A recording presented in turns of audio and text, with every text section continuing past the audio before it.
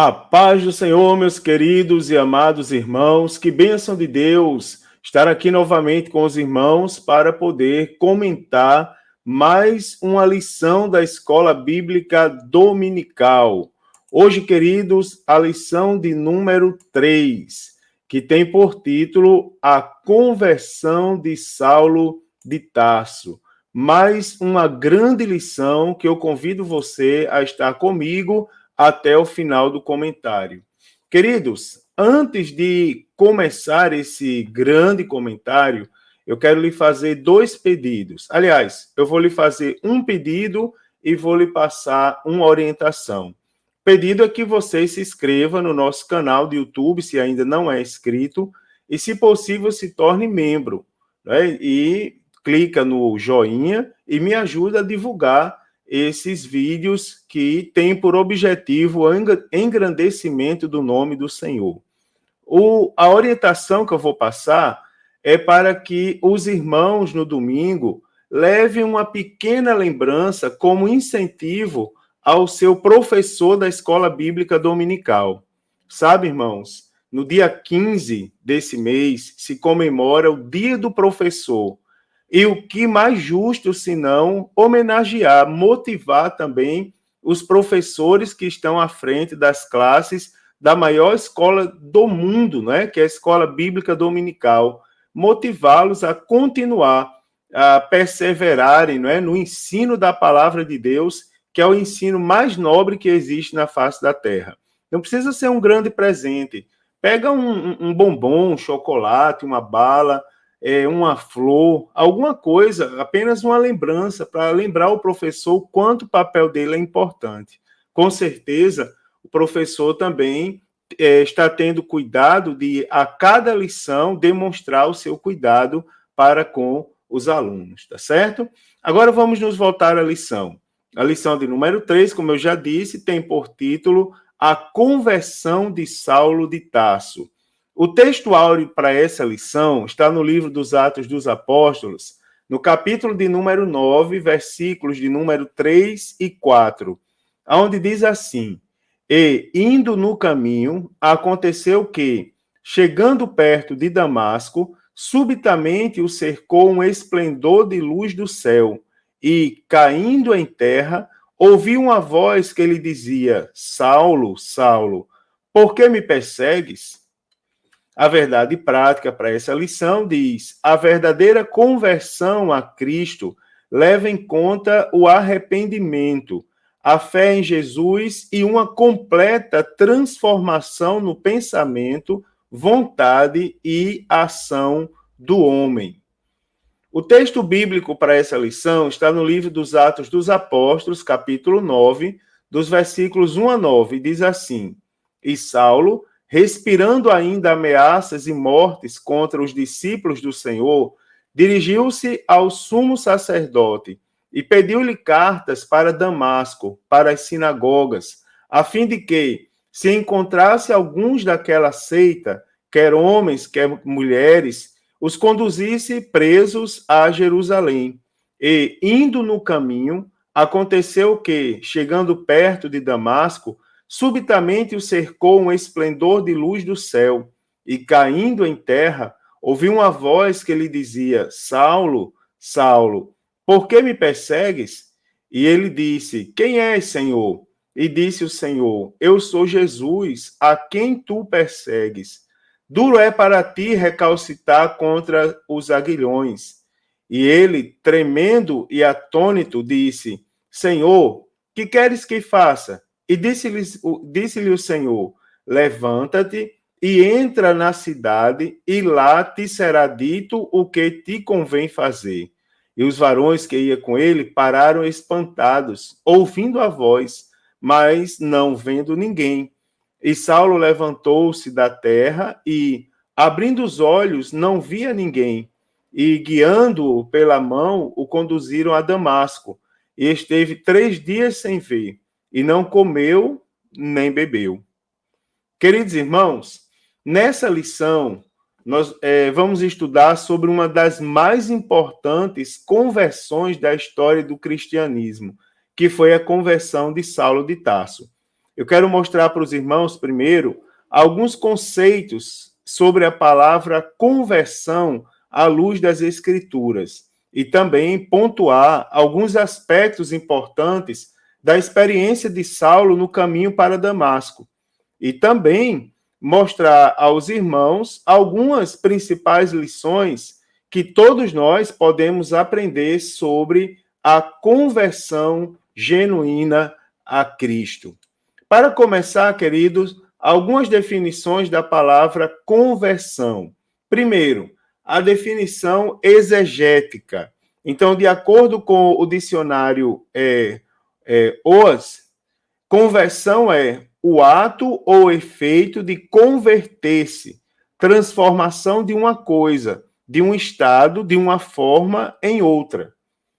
No Antigo Testamento, a gente encontra o termo hebraico shuv, que significa girar ou voltar, que é usado tanto em ações físicas quanto em ações morais e espirituais. Já no Novo Testamento, queridos, o equivalente para conversão é o substantivo epístrofe, que quer dizer virada de um lado para o outro ou em volta, conversão, que aparece uma única vez no Novo Testamento, em Atos dos Apóstolos, capítulo 15, versículo 3. De acordo com Tanney, o verbo epistrefen é a palavra grega mais comum para converter, aparecendo mais de 35 vezes. Basicamente, né, irmãos, assim como o substantivo cognato, esta palavra significa voltar ou mudar de atitude. É a palavra usada para designar o ato físico de virar-se. Por exemplo, como Jesus fez com a mulher do fluxo de sangue, quando ela o tocou, não é? Quando é usada para descrever a conversão religiosa, diz respeito a desviar-se do pecado e voltar-se para Deus. A palavra implica em virada de ou virada para, né? Correspondendo a arrependimento e fé, tá certo? Teologicamente, não é? A conversão é a mudança que Deus opera na vida do que aceita Cristo como seu Senhor, o seu Salvador pessoal, modificando radicalmente a maneira de ser, de pensar e de agir, né? Digamos que a conversão no sentido teológico e o arrependimento andam junto, né? Quanto o arrependimento se refere à mudança total do sentimento do homem e a sua nova atitude para com Deus, a conversão, né, o arrependimento é a mudança total do sentimento do homem e a sua nova atitude para com Deus. A conversão expressa a nova posição para com o mundo e representa, nesse sentido, uma mudança de situação. Né? O homem que vinha andando no caminho largo para a perdição, de repente ele muda a direção e passa a andar no caminho estreito que leva para o céu. Tá certo? Então, com isso em vista, não podemos confundir conversão com regeneração, embora as duas palavras andem de mão dadas, tá certo? E embora elas andem de mão dadas, elas possuem aspectos diferentes, como, por exemplo, o pastor Antônio Gilberto, em sua publicação, ele define, ele diz, regeneração é o ato interior da conversão, e essa é efetuada na alma pelo Espírito Santo, tá certo? Essa é a regeneração. Ou seja, é uma mudança de comportamento, é uma mudança de sentimento. Já a conversão é mais o lado exterior e visível da regeneração. Então, o pastor Tom Gilberto conclui, uma pessoa verdadeiramente regenerada pelo Espírito Santo, ela também é convertida, né? A própria Bíblia, às vezes, nos lembra passagem tipo, a boca fala do que o coração está cheio. Ou seja, primeiro há uma transformação interior que se evidencia na vida exterior. Então, nesse sentido, enquanto a regeneração enfatiza o interior, a conversão, o nosso lado exterior, né? Quem diz ser regenerado, então, que demonstre isso no seu dia a dia. né? É o que exatamente aconteceu na vida exemplificada, na forma de vida que foi exemplificada pelo apóstolo Paulo, né? No caso, Saulo de Tarso.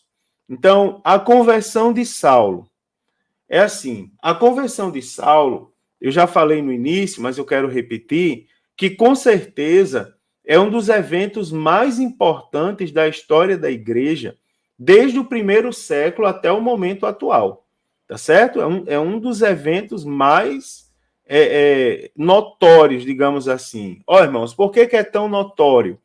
O apóstolo Paulo, a gente aprendeu semana passada, né, desde a primeira lição, a gente aprendeu acerca da sua formação, estudando a sua cidade de origem. Semana passada, a gente viu Saulo como perseguidor, e a gente viu a capacidade, a potencialidade do homem de Deus que a gente está falando. Né? Saulo, ele foi o primeiro a registrar escritos sobre o amor de Deus no Novo Testamento. O livro mais antigo do Novo Testamento, segundo o consenso teológico, é a primeira carta do apóstolo Paulo aos Tessalonicenses. Então, a gente tem que a conversão de Saulo, ela é, sim, um dos maiores eventos, não é, do Antigo Testamento, ou do Novo Testamento, me perdoe.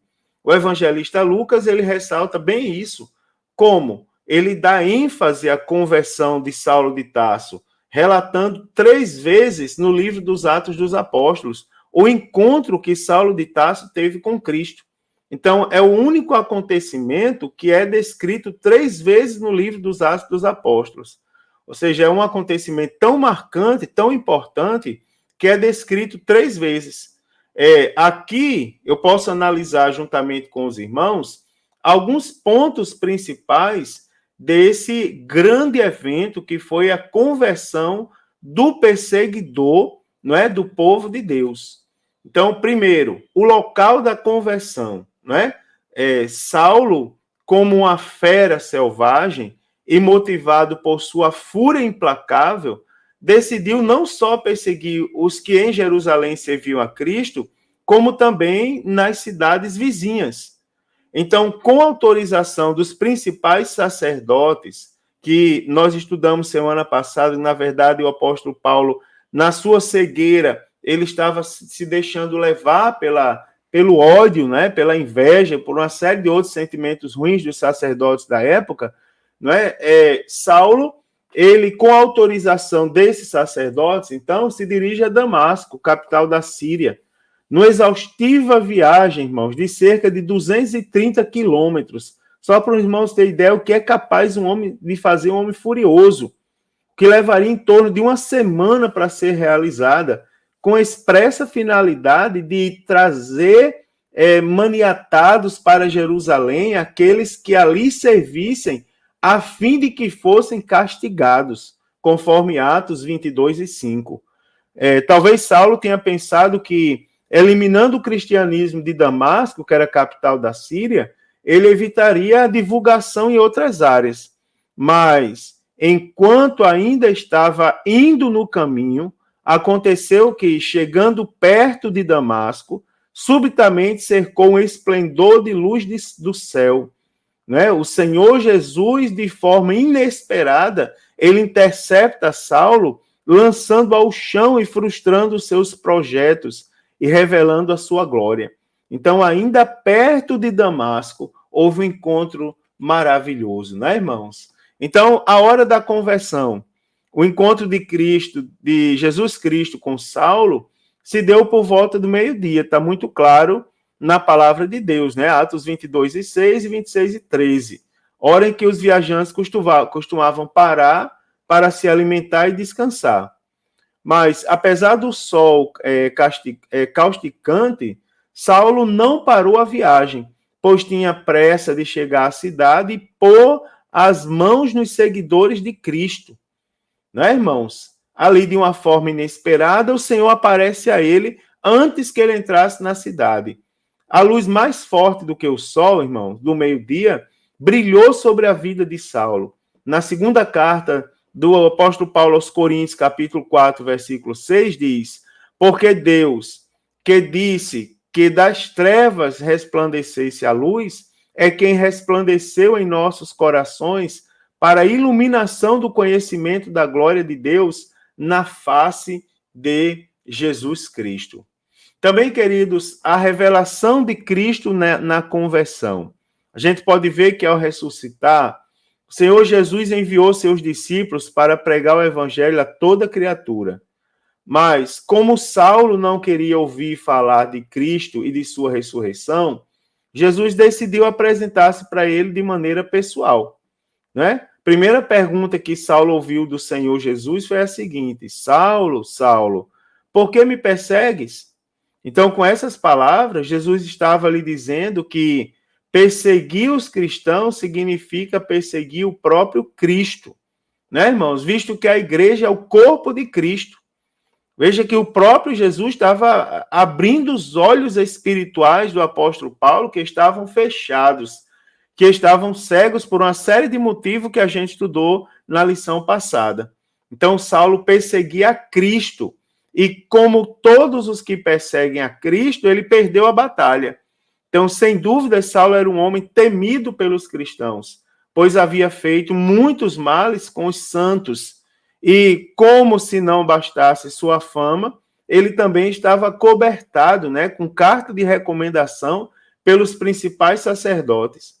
Mas diante de Cristo ressurreto, ele não teve outra alternativa senão cair por terra, né, querido? Mas não apenas ele caiu, também não apenas ele, caiu também seu eu e seus projetos de exterminar o cristianismo, sendo Saulo conquistado por Cristo. Escrevendo aos Filipenses, no capítulo 3, versículo 12, ele diz: mas prossigo para conquistar aquilo para o que também fui conquistado por Cristo Jesus. Queridos, algumas evidências muito importantes da gente analisar sobre a conversão, né, de Saulo. Saulo, a princípio, ele foi desacreditado por alguns irmãos quanto a ser ele um autêntico cristão, né? Lógico, ele era um perseguidor conhecido. Então, sendo, portanto, necessário dar evidências que, de fato, havia se convertido. Aqui nós podemos notar o seguinte: primeiro, nós podemos notar uma mudança de caráter. Você observe que Saulo pretendia entrar na cidade como um representante do Sinédrio, onde possivelmente seria recebido com honra. Mas o que aconteceu? A entrada dele foi diferente. Ele entrou abatido, trêmulo e entrou cego, né? E como se não bastasse, ele ficou 3 dias sem comer e sem beber. Então, durante esse período, Saulo jejuou e dedicou-se à oração, irmãos. Fisicamente houve uma tragédia, né? Você vê, o homem ficou cego, mas espiritualmente, observe que ocorreu um milagre, pois espiritualmente ele pôde ver a luz da glória de Cristo. Que eu lembrei de um exemplo que eu sempre costumo dar. Por que nós devemos orar de olhos fechados? Ora, se você ficar com olhos abertos, você vai ver problemas terríveis, muito mais piores do que o seu. Agora, se você fecha os olhos, você vê Deus, e Deus não é problema, Deus é a solução dos problemas. Você observa que foi necessário Cristo fechar os olhos físicos, né, do apóstolo Paulo, para que espiritualmente ele pudesse ver a luz da glória de Cristo. Então morreu um judeu orgulhoso e cruel, e nasceu um cristão humilhado e quebrantado. Daquele momento, irmãos, em diante, Saulo tornou-se uma nova criatura em Cristo, não é? Segundo ele mesmo escreveu na segunda carta aos Coríntios, capítulo 5, versículo 17, onde ele diz assim, que se alguém está em Cristo, nova criatura é. As coisas velhas já passaram, eis que tudo se fez novo. Então, o seu testemunho de conversão foi concretizado ao ser cheio do Espírito e ter sido batizado, lá conforme Atos, capítulo 9, versículos de número 17 e 18. Também podemos notar, irmãos, uma mudança de relacionamento. Então, ao chegar na casa onde Saulo estava, o discípulo do Senhor, chamado Ananias, impôs as mãos sobre ele e disse: Irmão Saulo. Então, o que antes a gente observa que era chamado de perseguidor e opressor dos cristãos, agora é um irmão em Cristo, pertencente à família de Deus, não é? Sendo o herdeiro de Deus e cordeiro de Cristo, né, queridos? Então, você observa ali uma mudança completa no sentido de se relacionar com as pessoas. Também há uma mudança teológica, né? Ou uma mudança de teologia. Então, a transformação na vida de Saulo, decorrente do encontro de Cristo, além de mudar o seu caráter, mudou também sua visão a respeito da natureza de Jesus e de sua obra. O evangelista Lucas, ele registra que na sinagoga Saulo anunciava aos judeus tanto a natureza divina de Jesus, como também sua messianidade. Por exemplo, em relação à natureza divina, Atos 9, 22 diz: pregava a Jesus que este era o Filho de Deus. Você observa que houve uma mudança no ponto de vista acerca da natureza divina. E também uma mudança no ponto de vista em relação à sua messianidade. Atos 9, 22 também diz: e confundia os judeus que habitavam em Damasco, provando que aquele era o Cristo. Então, Saulo, que antes entendia que perseguia os discípulos de alguém que permanecia morto, passou a defender que Jesus havia morrido, mas também havia ressuscitado com o propósito de garantir a salvação de quem nele crê. Ele pregava que Jesus havia morrido, está lá em 1 Coríntios 1, 23, mas nós pregamos a Cristo crucificado, mas também a Cristo ressuscitado, Romanos 4, 24. Os que cremos naquele que, dentre os mortos, ressuscitou a Jesus, nosso Senhor, né? E também com o propósito de garantir a salvação de quem nele crê, lá em Romanos 10 e 9. Se com a tua boca confessares ao Senhor Jesus e em teu coração creres que Deus o ressuscitou dentre os mortos, serás salvo, né? A continuidade é muito bonita, visto que com o coração se crê para a justiça, mas com a boca se faz a confissão para a salvação em Cristo Jesus. Também houve uma mudança de propósito, irmãos, após a conversão do apóstolo Paulo. A obediência é um dos principais aspectos do caráter convertido de Saulo. Aquele que tinha como finalidade de sua vida perseguir os que serviam a Cristo, agora ele tem como propósito obedecer ao Senhor, né? Quando ele perseguiu a igreja de Deus, ele fez por ignorância e incredulidade.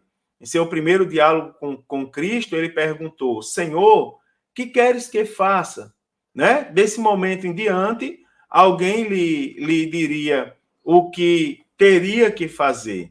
Além de reconhecer o senhorio de Cristo, Saulo demonstrou, desde aquele momento, uma entrega incondicional a Cristo, bem como sua disposição de obedecê-lo, né? Então, aqui a gente pode concluir, irmãos, que o autêntico cristão é alguém que deixou de fazer o que ele desejava e começou a fazer o que Cristo quer que faça, como o próprio Paulo afirmou. Isso aqui é importante porque nós estamos vendo, hoje em dia, nas igrejas, predominar a vontade própria, né? O questionamento a uma série de princípios já postulados e indiscutíveis, né? Por exemplo, o apóstolo Paulo afirmou em Gálatas, capítulo 2, versículo 20, já estou crucificado com Cristo e vivo, não mais eu, mas Cristo vive em mim.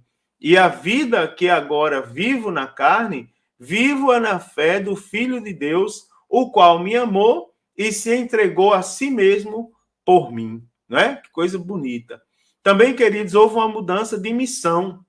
Né? Saulo, antes da conversão, tinha como zelo religioso de varrer o cristianismo da face da terra.